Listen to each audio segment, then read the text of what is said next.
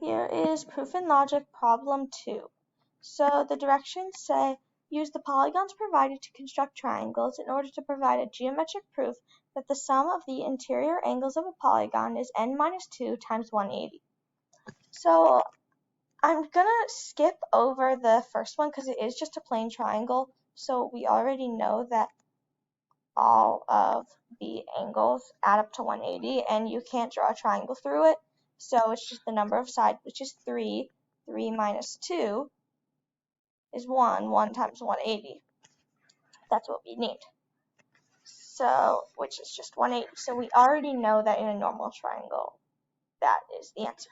But for such a different one, such as a square, you can draw two triangles in it. And that's where the number of the sides, 4 minus 2, so that's 2 times 180 is 360. And this is because the triangle in here, all of these angles add up to 180 because of triangle sum theorem.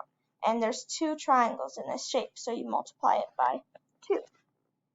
And that's the same with all of these other shapes. You can do this one into 3, and it's a 1, 2, 3, 4, 5-sided shape. So 5 minus 2, 3 times 180 is 540. So it all matches up because, once again, there's this is equal to 180, and there's 3 of those.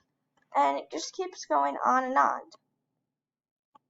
So 4. This time it's 4. So it's 1, 2, 3, 4, 5, 6 minus 2 is 4 times 180, which is 720. So it all matches up and just keeps going. So this one's 1, 2, 3, 4, 5, 6, 7.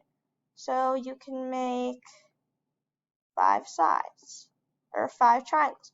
1, 2, 3, 4, 5. And it just keeps going. So hopefully this explains how it works.